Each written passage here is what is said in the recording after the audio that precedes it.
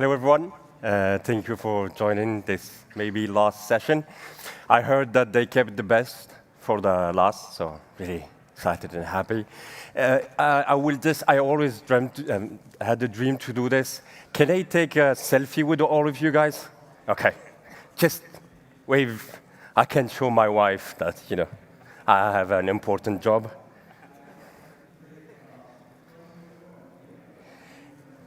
Okay. Are you there, guys? Ooh! Thank you very much. Thank you. That's the first to-do list, my dream. Now, okay. Hopefully, I will not bore you to death. There were a lot of subjects. This topic is really trending, and it's really hot. I have one explanation here. So my background is data engineering, machine learning engineer. I'm sorry for all the infra guys, but no one is perfect. So, data engineering, machine learning engineering, we come from another word, Hadoop word, and it's probably dead already. And we came to Kubernetes, and we found a new home. Was it the perfect home? I'm not sure about this.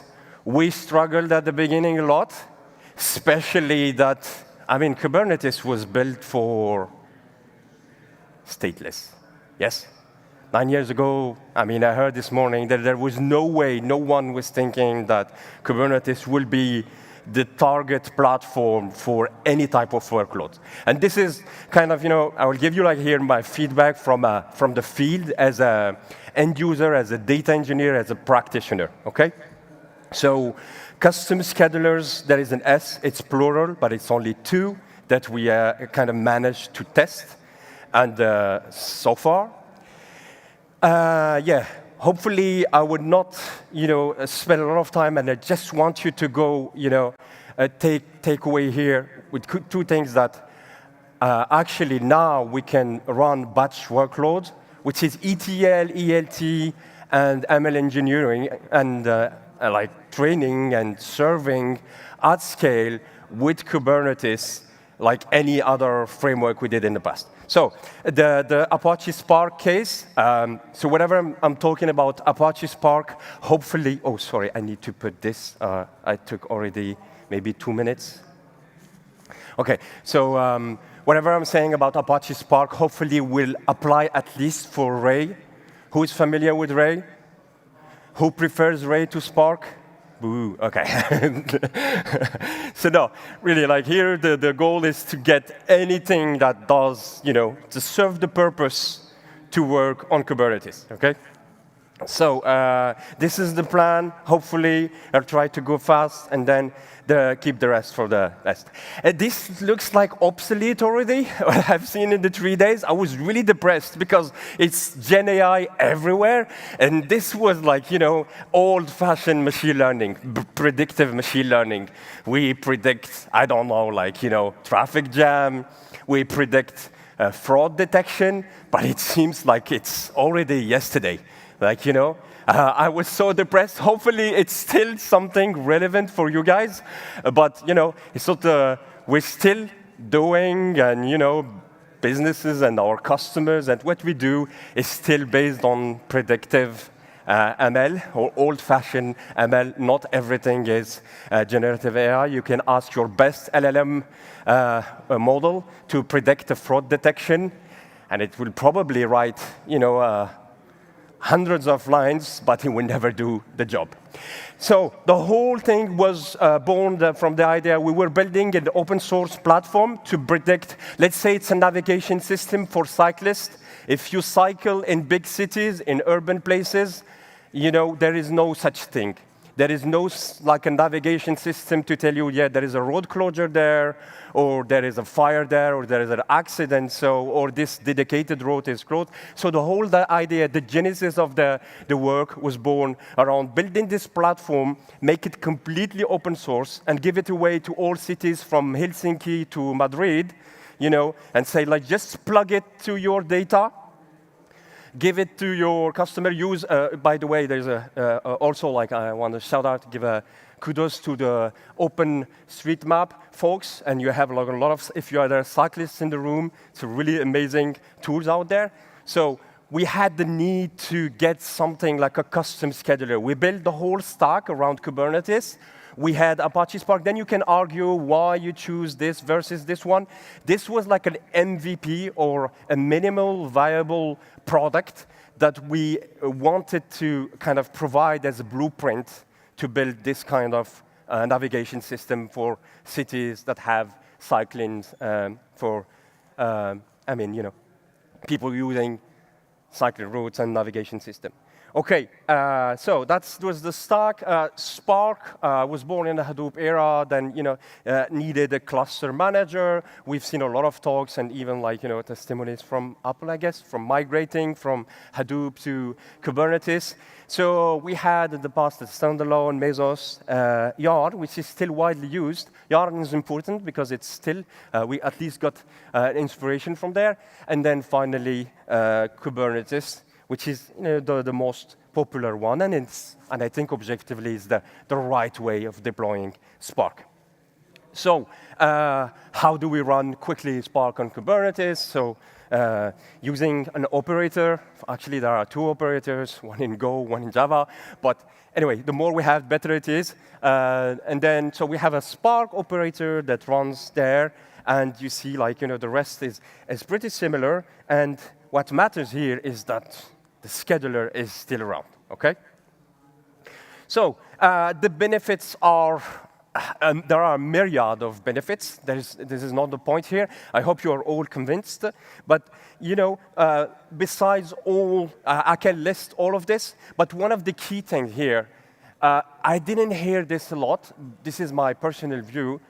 We want to do efficient infrastructure. We want to do efficient utilization. We want to reduce our energy utilization, our carbon footprint. So thinking that cloud native means we have infinite resources, it doesn't mean anything. It doesn't mean anything. Even if you're a big company and you have billions to burn, you will not burn this into infrastructure. So the whole idea was to, how can I have a finite set of resources? How can I use them efficiently? That's the kind of key thing. And hopefully, we can more and more talk about this. How can I use efficiently my infrastructure? And the result will be cost reduction and also will be, energy reduction, footprint, carbon footprint reduction, etc. But there is one limitation, not a lot. It's that the default scheduler is not adapted, OK? But saying that, it seems like the default scheduler is not good enough, sorry. I want to be we keep bashing about the default scheduler, but kudos to that SIG or people working. The default scheduler is really amazing, by the way. If you look at it, and Daniel did this amazing kind of, if you have an hour to kill, if you are taking the Eurostar or if you are flying back home, just go ahead and look at how amazing is the default scheduler. It's an amazing piece of technology, by the way. So what we're saying it's not adapted, it's because our need is not there. So we have to be really conscious that the work was done, and it's still evolving, by the way. It's really amazing. It's not just pod to nodes. It's more complex than this. And under the hood, you may just submit your workload, your pods, but under the hood, it's doing a piece of amazing stuff to do this. And we can take it even further. This is the whole kind of process where you have the pre-filtering, you have different algorithms and concept just to do that scheduling part. OK, so hopefully this was the first kind of message I want to convince you. The default scheduler in Kubernetes is amazing. Our needs from the batch world, the batch processing, were missing. OK, that was the first message. So now, what are the limitations? If I expand a little bit, if I kind of elaborate, whether you are coming from one product or another one, one project, open source project or another, you will hear this, and this is really this makes sense. The lack of application concept. It doesn't, the default scheduler doesn't distinguish between an application Spark application or Ray application or Trino application or Flink application. The awareness scheduling, FIFO, FAIR, etc. To simplify, and maybe it's like more oversimplification, is just one large queue, only pod level queue. And limiting scheduling policies. Obviously, we're talking about gang scheduling. What is gang scheduling? I need all my pods to run together, just to simplify it, okay? I have one job. I need all my pods. I cannot just run half of my pods and then wait for another half. Gang scheduling, in a nutshell, is just to put all my pods together, okay? Then, limited multi-tenancy support and fairness priority handling. Again, depending on what is your background and what is your favorite tool, you will see more or less limitation. This happens a lot, and you may think this is like really this should be sorted already. This happens a lot. We have a lot of this deadlock. Like, I need an app that I need 4 pods for my Spark application A to run. Same thing for a Spark application B. The only problem is like each of them, they were assigned 2 pods. And this, it will remain like this without any way to say, this is completely insane. Let's just, free the pods. Let's Spark application A complete, and then we'll give it the resource to app B. Okay, that's for the limitation. And then, it feels like ages ago. Who here knows about kube-batch? Anyone? No? I feel like a dinosaur. OK, this was 2018. It was not like, my son was born 2018. It was not. But this was the first initiative around how can we bring batch processing to Kubernetes. And I call it the ancestor because it's laid the foundation to everything we are doing. And I will talk about Volcano, and Volcano was kind of fork about this. And by the way, you see Apache Spark there. It was not even GA on Kubernetes when it started. So Spark was just experimental on Kubernetes. We had a cafe, and we had a TensorFlow, stuff like this. But it laid the foundation, and I don't know if people really kudos to the people who thought about this. They had this, they were visionary at that time. So kube-batch, it's archived now, but it really gave it shaped the future of the custom schedulers. And the first one is Volcano. I'm just giving you here, you can read all about it, but it's CNCF backed. When I mention this CNCF backed or Apache Software Foundation backed, it's really important, at least from our perspective. The reason is, really, there are some tools, if they are backed by John Doe in his backyard in Nebraska, we cannot rely on it. That's the thing. So we really need tools that they are backed, adopted by the community, so we can run them in production. That's the key thing. But still, there are some frameworks and Python stuff that rely on one person, and it's really scary. But the thing I started with this, it really matters that if we want to trust a solution, a project, it should be somehow widely adopted and backed, and there is a vibrant community behind it. So what else I can say? It was really adapted for batch scheduling system. It has a lot of tight control on the resources, quotas, handling extensive resource allocation, and suitable for massive multi-tenant clusters. Again, I will show you this, but multi-tenant in a nutshell, again, for those who are wondering why. Just think about that stack I showed you, that cluster I showed you. I had data engineers, I had ML engineers, I had data scientists, I had PhD students doing that research, and I split the resources into different business teams or different groups using the same resources. Again, finite set of resources. One on the top of, I will add, it's adapted for GPUs or specific specialized hardwares. which is really important. We had a lot of discussion around this. And by the way, this is personally my next nirvana. How can we mutualize the usage and slice the GPUs? Because it costs a lot of money, and I will mention this. When to use batch jobs, whenever you have batch jobs, sophisticated scheduling, it's really adapted, AI and ML, batch processing. HPC, I just put here, I'm not familiar with HPC, let's be honest with you, but I think, I've seen a lot of talks around this, a lot of testimonies that it's well suited also for HPC. And multi-tenant clusters. The best practices, this is just to summarize again.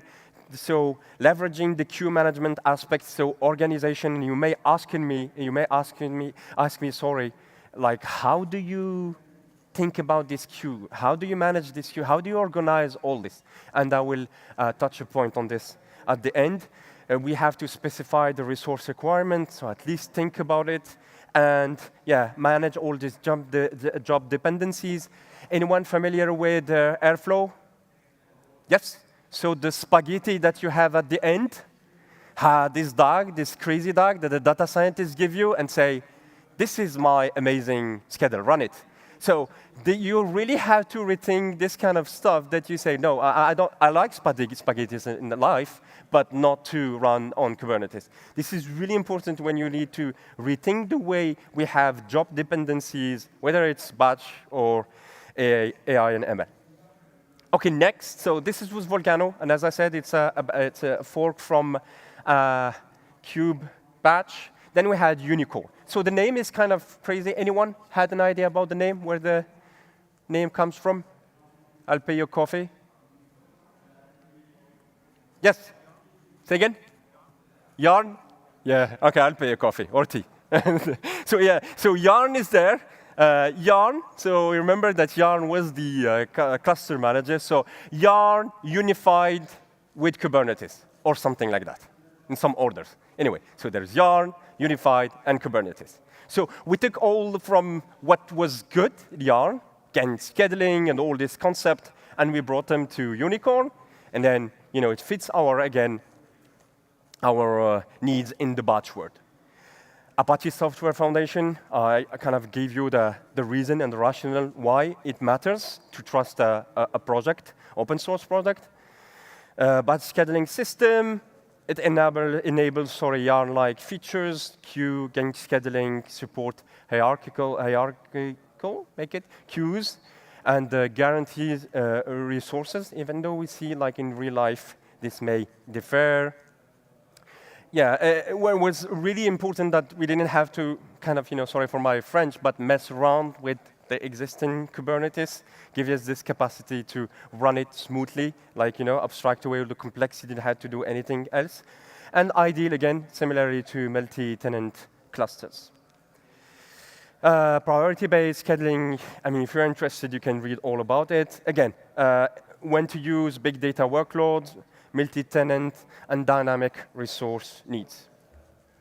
It has, some best practices. Similarly, we have to think ahead about the queues. How do we make this hierarchy? We have to configure the resource quotas. What do I have to give the priority to who? My data engineering team, my data science team. And then I heard this morning from the Volcano folks that they also have, in the latest version, a UI. But so far, only YuniKorn has this nice UI to kind of figure out a visual aspect. There are some benchmarking and performance testing out there. This is just my personal view again. I spent some time doing aeronautics in another life. I had long hair. And if you want the plane to fly, it's not on a simulation. So you can spend 10 years doing simulation, but once you put it on, on the airport, that's when you know exactly. So I'm really happy with this stuff, but they lack this realistic aspect of bringing something like Spark, which is complex, to something like Kubernetes, which is complex, bring them together, and test them in real-life scenario. And this is a call out there for the community, and I have been trying to preach for this. We need to standardize. We need a set of, I don't know, data set. Let's think about, for those who are familiar with TPCDS for analytics, we need a data set to test these schedulers to see how they really kind of act in realistic situations. OK, so we've seen a lot of, at least I've seen a couple of talks talking about KWOK, which is Kubernetes without kubelet. So you can deploy as much as hundreds of nodes, but there is nothing there running, like, there is no kubelet. So going back to our platform, what was the need? Think about it that we are calculating ahead. We have a model, just to simplify, that say, these are the routes from point A to B. We already kind of had our model. Now, I have a new information, sometimes, the sophisticated word, big word, event-driven architecture, stuff like this. OK, this is really simple. OK, I have this information, road closure in Paris. OK, there was the Olympics. I have this information. How do I deal with this? OK, I have my data pipeline. I defined exactly in my graph. It's based on graph theory. What should I do? And this information here, or this pipeline, has to take the priority or whatever is running in my Kubernetes cluster. Is this clear? This is like the most important thing, and I want you to go with, like, the priority and whatever it's running, it's important, but I have a new kind of higher priority workload.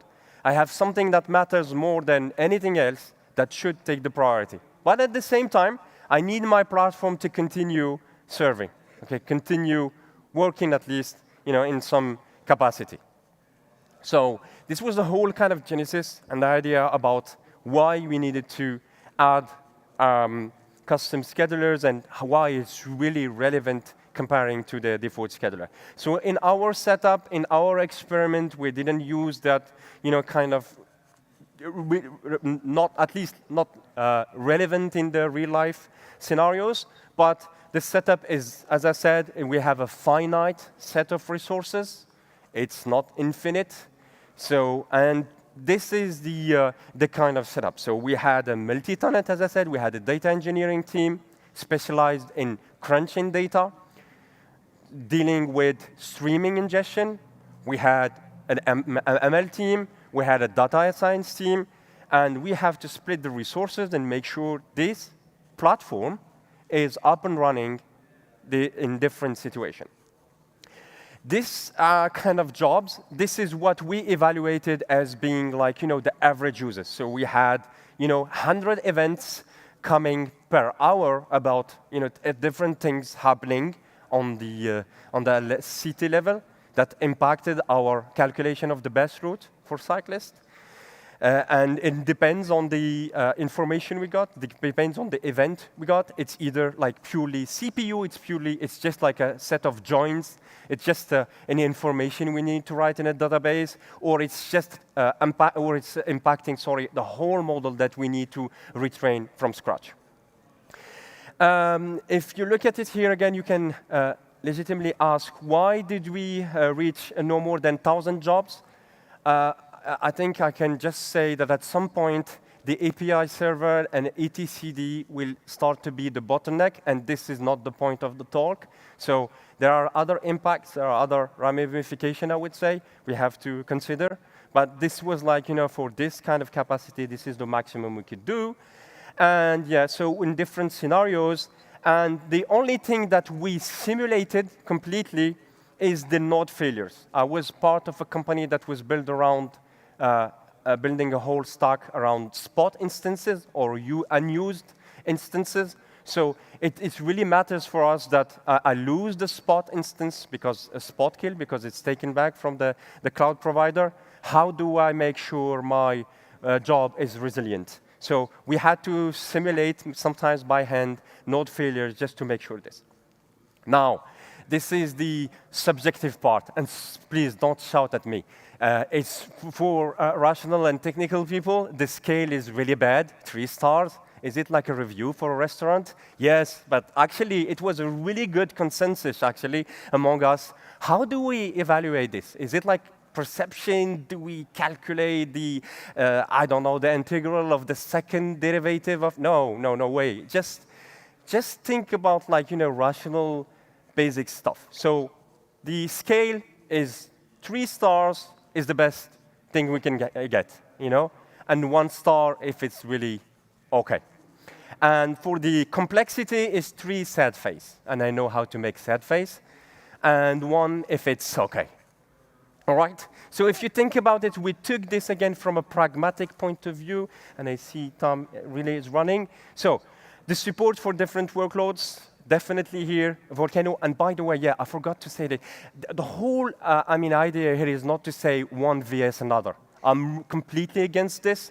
I'm really, again, I said this, the more we have, the better it is, and then let the community, let the developer adopt and grow the tool that they see better fit for our needs. So it's not one vs another. It's just to say, like, our experience, how did we kind of, get into this result. So the support for different type of workloads, the complexity of configuration, the reason in Volcano's defense here, Volcano is more complex, it's more complete, covers a lot of use cases. So as a result, as a consequence, there has a lot of configuration in place. That's the reason why, because it covers a lot of use cases, as I said, scopes. The resource utilization, it's quite similar, but we see at end that Volcano kind of, uses well the whole resources we had in hand. Fault tolerance and recovery, I would say it's the same. What does it mean? Either I inject node failure, pod failure, or just like as simple as preemption. Preemption is I take a workload that is running and I give these resources to a higher priority, and sometimes it will never be rescheduled back again. That's kind of weird situation or bizarre situation.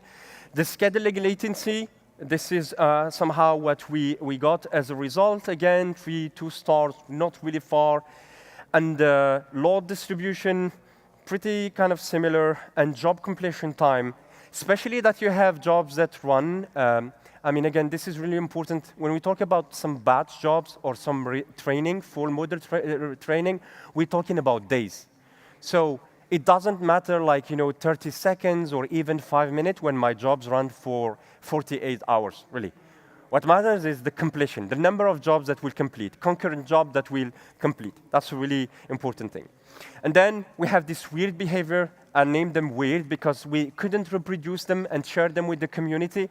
Time to time, it's not a perfect match for interactive workloads. If you are familiar, like, you can connect your notebook like a Jupyter, a notebook to your Spark cluster, and data scientists just run code, interactive code. Actually, both of them are not really well suited.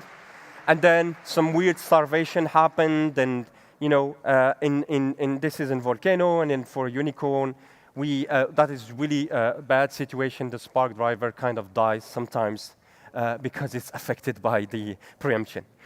As a conclusion, I would say, I'm really running out of time, they are really well suited, both of them are really well suited for batch workloads. Comparing to the default scheduler, the cluster utilization is really by a factor of 2 or 3. That's really proven. It's not scientific, it's not hard science, but this is something there is a consensus.